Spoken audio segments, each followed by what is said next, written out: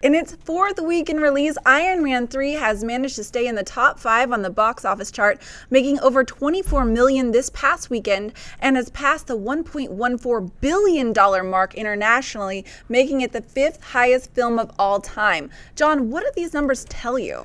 It tells us that Iron Man is making a lot of money. It tells us that this was an amazing weekend at the box office, considering a film made $24 million, and that was 5th place.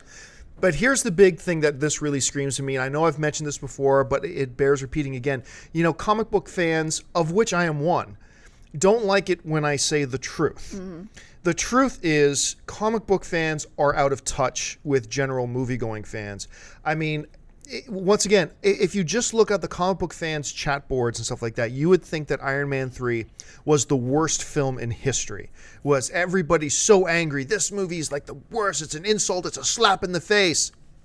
Well, guess what? It's still got right around an 80% critic rating, and it's got right around an 85% audience rating. And look, you don't get to make over $200 million at the domestic box office without people going back again and again and again to watch it. This thing is approaching $400 million domestically, past $1.1 billion internationally. People are loving this film. They're going back again and again and again. Now, I'm not saying that means you should like it, not at all, because, you know, there are films that everybody loves that I hate. There are films that I love that everybody else hates.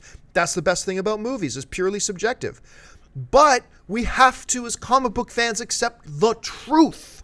And the truth is, oftentimes, we, my brothers and sisters, are quite often completely out of touch with what the majority of the average movie-going audience is. And, you know, and this comes to mind a lot when I hear a lot, not just comic book fans, but genre fans, and everybody knows I'm a freaking genre fan myself, but genre fans will often write to me and say, hey, if they did a Batman Beyond movie, it would be a huge success.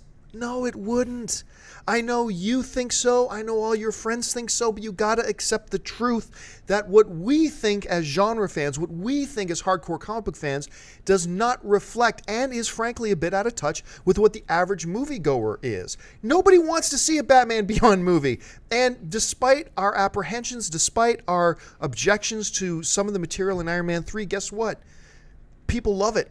And they keep going back to watch it again and again and again. The 5th largest box office film of all time. It just kind of shows. And look, there's nothing wrong with us being a little bit out of touch.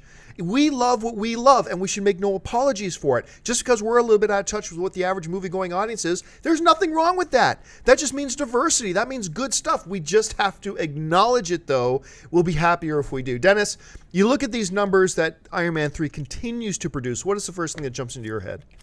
Well, the first thing I think of is that comic book movies are not dead. Like people have been proclaiming that. You've been hearing that like over and over. Oh, there's so many comic book movies and they're gonna die soon.